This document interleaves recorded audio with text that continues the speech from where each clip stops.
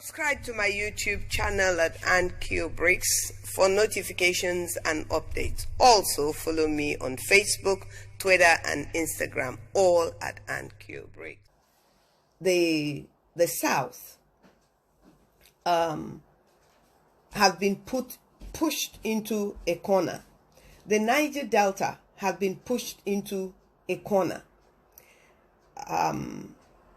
If, as I'm seeing it, and I've been saying it, our people are discussing election of 2023, I don't see how we can genuinely believe that with the sort of games we're seeing being played out, how we can honestly believe that something is coming and that it is going to be in the favor of the South or the Niger Delta or River State, as we are in River State. Now, if we get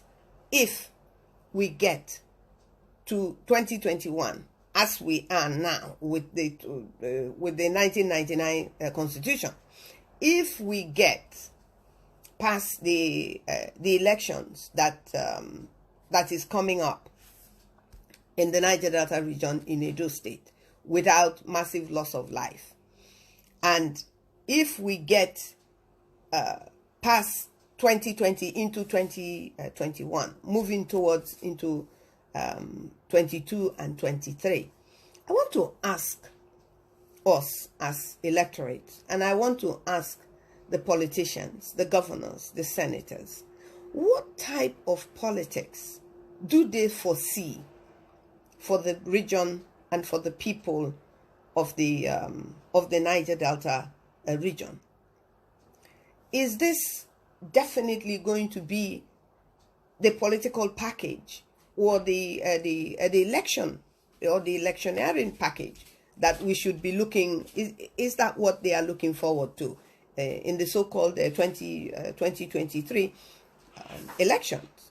Because if I recall what happened to us in 2019 in the states where elections were held in the Niger Delta, and particularly in River State and the eye of the storm, my community, Abonima, where everybody came to play, and it was Abonima people that died. People that came to play and prance around in Abonima went back to their communities and to their homes. The people that died came from my community. Okay.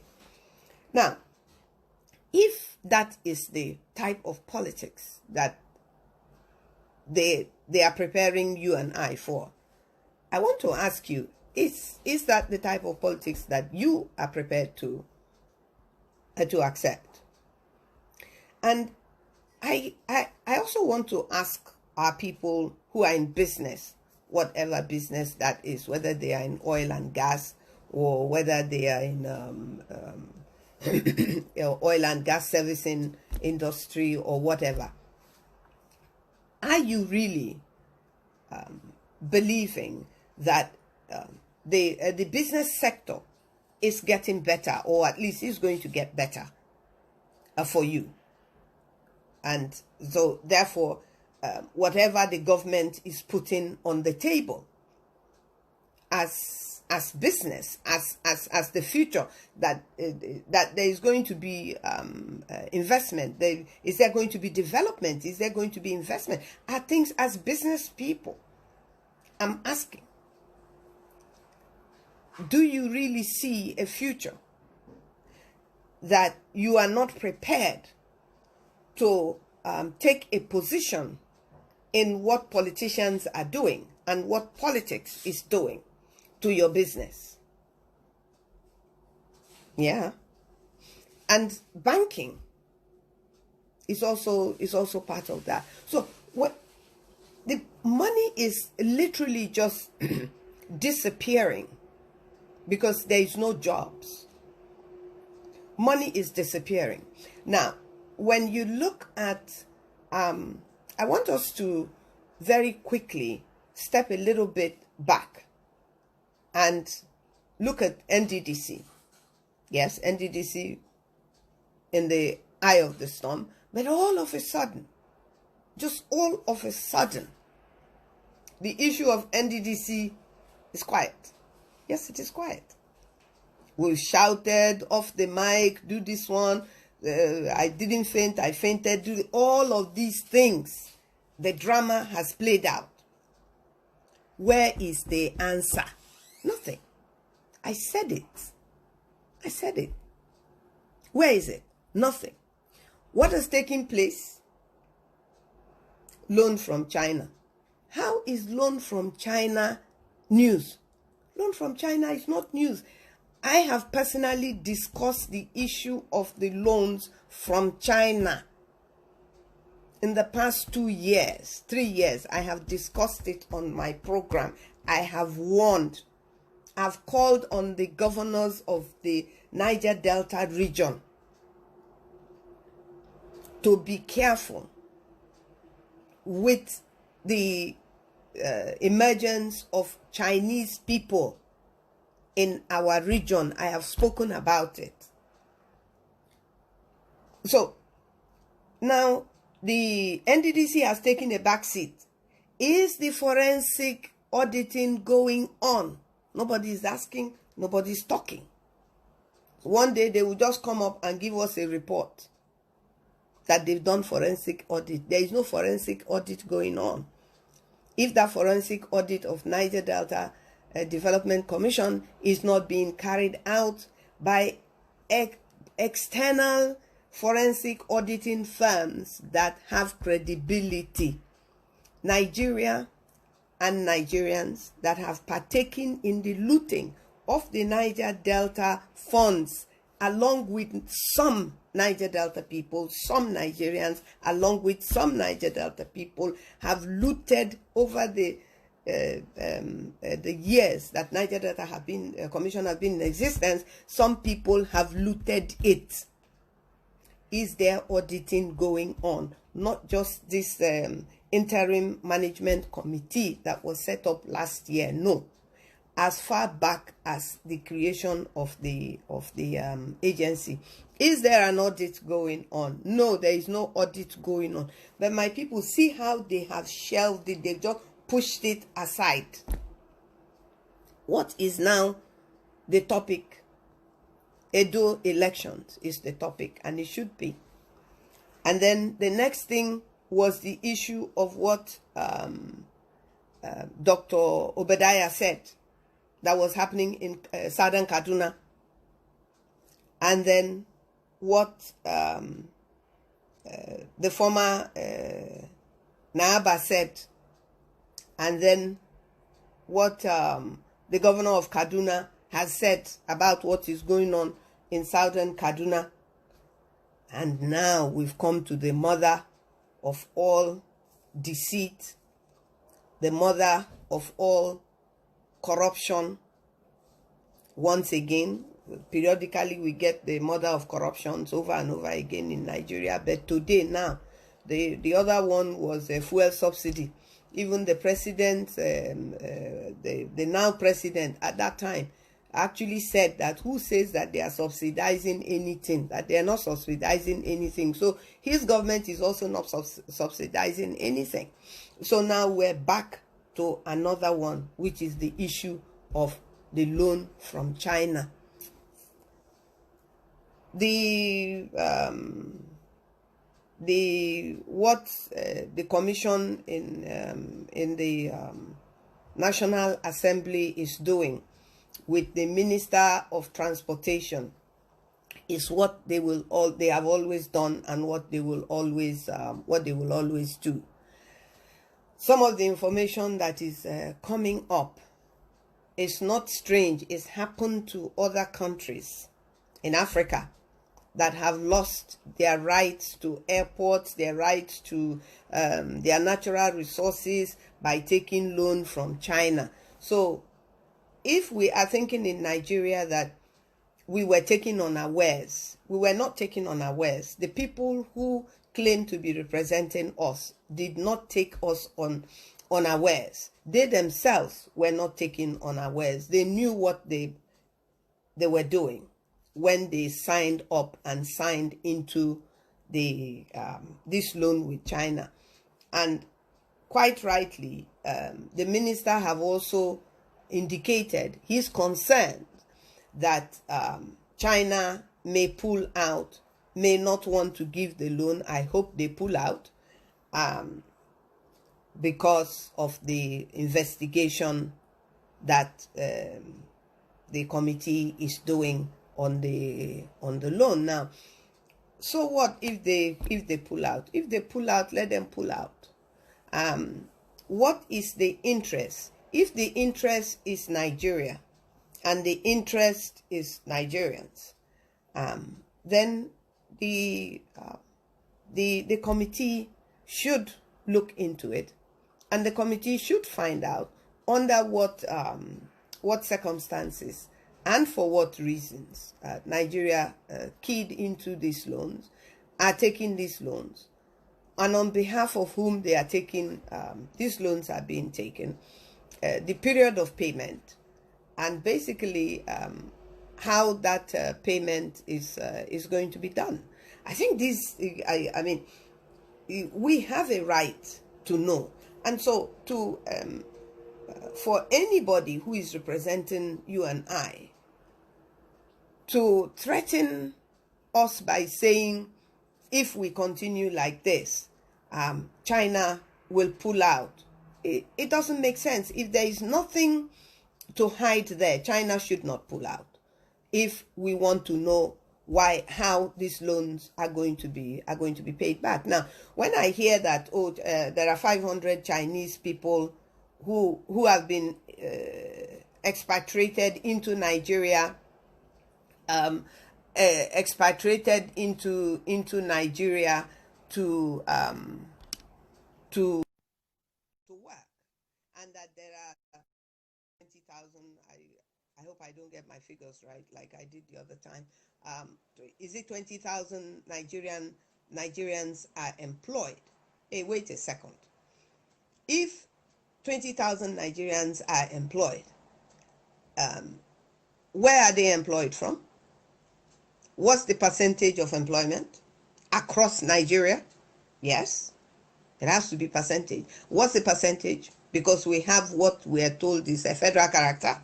So what's the federal character of that employment that the minister is saying that this loan is bringing? And what are the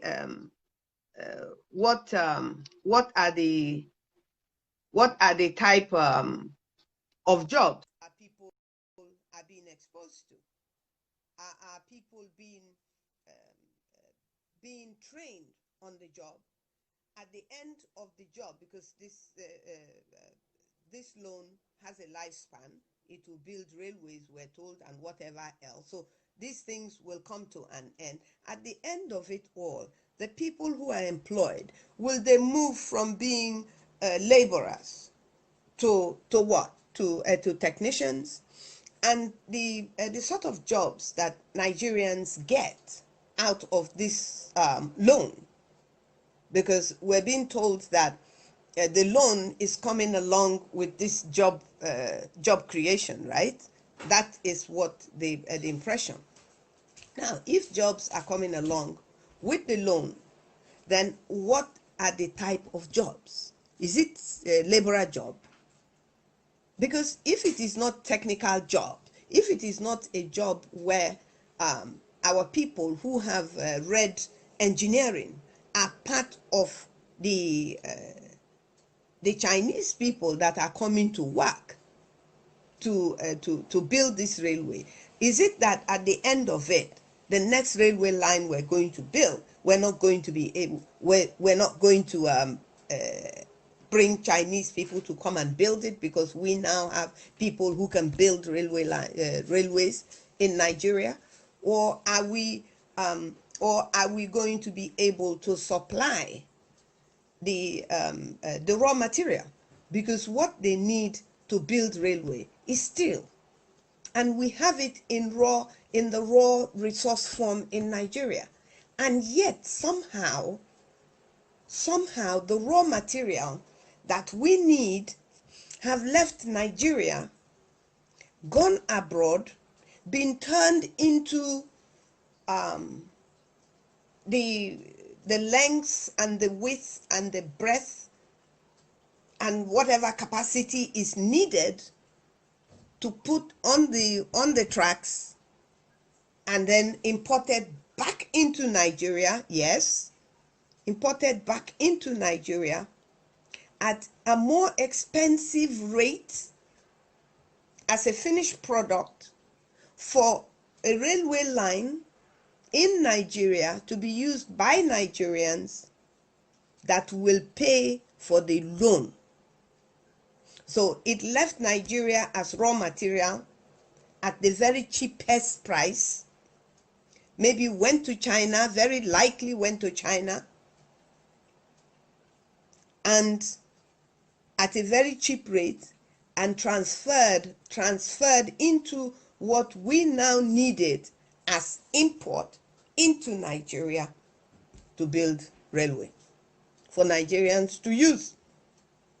And somebody is telling me that this railway is running from Lagos to Calabar.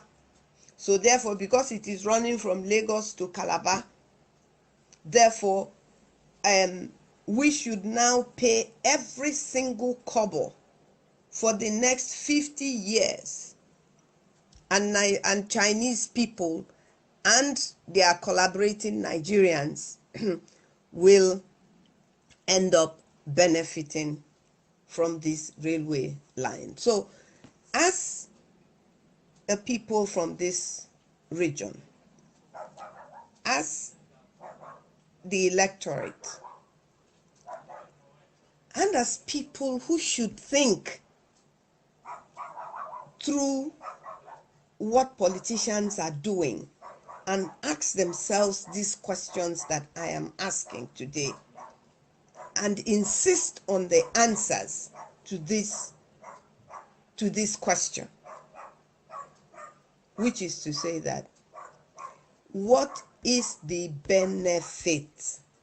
Yes, we need railway lines, but I want to know the benefit of the railway line to us when the Chinese people loan us the money to build this railway line, when we, in effect, if we manage our country well and our resources well, should be able to build for ourselves. It takes us back to the insistence on restructuring, the insistence on federalism, and the insistence on self-determination.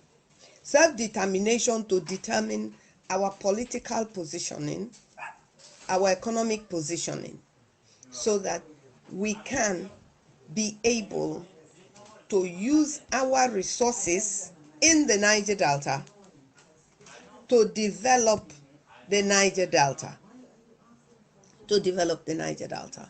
So if we keep our resources, it means we're able to build our own railway line from Calabar to Lagos. That is southern Nigeria. It is running from the south. Yes, what is wrong with that? But we cannot do that. We're unable to do that. We are unable to do that and cannot do that because of the Constitution. And therefore, we need to begin to talk about, not just talk about, we need to begin to act, do things, say things, insist on things that will change the Constitution. It is possible to change the Constitution of Nigeria. It is possible to restructure this country, because when we restructure this country, my state is responsible for whatever I want in my state. What is not in my state, we can buy it with the money that we generate in my state. What you need in your state, you can buy it with what you generate in your state. the fact that there are states in Nigeria that are not viable without allocation of oil and gas is wicked on the people that own the oil and gas. It is wicked on us to use our resources to sustain states that are claiming that they cannot sustain themselves. If there is any state in Nigeria that cannot sustain itself, that state is like a man who went to get married, having nowhere to live, having no bed to sleep on, and he went to get married because his brother has a house. It's unfair and it's unacceptable. But you see, things that are unfair and unacceptable do happen and will continue to happen because the people that are victims of this unfairness actually do allow it and accept it. Otherwise, it won't happen. Otherwise, it will not happen. Whatever you don't like, you have to be able to say that you don't like this. You cannot continue to expect other people to do it for you.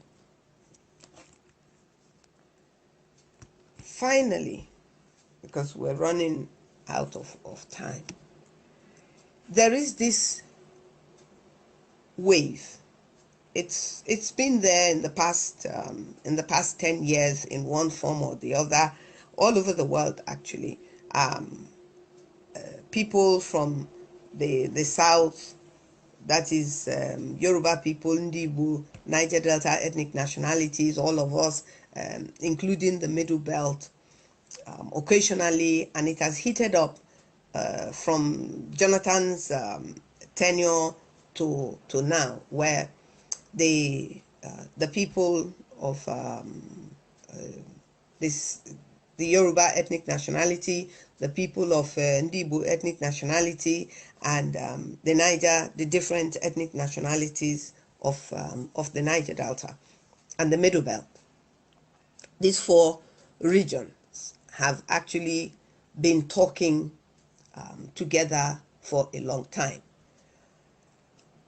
I do not, I am not seeing that this discussion is going on so that all of us will come together as one country. That's not what we're discussing right now. What we are discussing, and which I think we must discuss, is this: that the Yorubas, the people of Ndibu, all the ethnic nationalities in the Niger Delta region, and I'm not speaking for any other ethnic nationality but my own. I expect every other nationality to speak for themselves.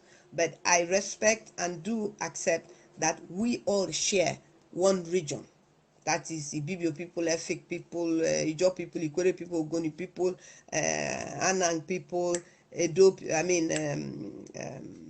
Urobo people, Shekiri. We all share one geographical area. Our geographical area has been the target of all things nasty and evil. And we need to find a way very quickly to speak with one voice in the Niger Delta. And then we need to very quickly speak with our voices, adding to the Yoruba and the Igbo and the other ethnic nationalities in the Middle Belt. Because if we compare our crisis, if we compare our issues, they are very similar, and in their similarities, they are coming from it's coming from one source. Today in Nigeria in 2020, the issue is very clearly religion, injustice of development, injustice of a particular people taking over everything for themselves. That is just our reality today, as we are the different people that we are. Now, how do we solve this problem? How do we solve this problem that we face? The Yorubas are together, standing. The Igbos are together. The Niger Delta people, the Niger Delta region, we are made up of all the ethnic nationalities that are in the Niger Delta region. So in this Niger Delta region, if we don't unite, we will follow the path to ask ourselves the silly and stupid questions other people are asking us. The Urobo man has to answer, who is he? He is an Urobo man. So why would you allow anybody to ask you who you are? The Shekiri man is an Ishekiri man. When I see an Ishekiri man, by the way he dresses, I know he's Ishekiri. When I see an Urobo man, I know he is Urobo man. But where is he? Is he in Yoruba land? He's not. He's not. Is he in the Middle Belt? He is not. Is he in Igbo? He's not. Where is he? He's in the Niger Delta. That's where the Urobo man is. So why will anybody then ask you, is an Ijaw man in the air? He's not in the air. We are in the riverine area. There are also other people in the riverine area, but we are in the riverine area. So how will anybody ask me, who am I? I'm an Ijaw person. I'm in the riverine area. So these questions, they tug at my heartstrings. They tug at who I am. They should tug at yours, because they question your very being. They question the fact of who God made you. Who are you? Who did God make you to be? Don't let anybody tell you who you are. You should know who you are. And it is on that I say thank you for tuning in. I hope I have agitated your mind with the issues that are going on in Nigeria. Don't let politicians deceive you.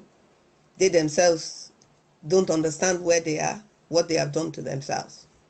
So on that note, I say thank you very much for tuning in, and by God's grace, we will talk again next week. Thank you, and bye-bye.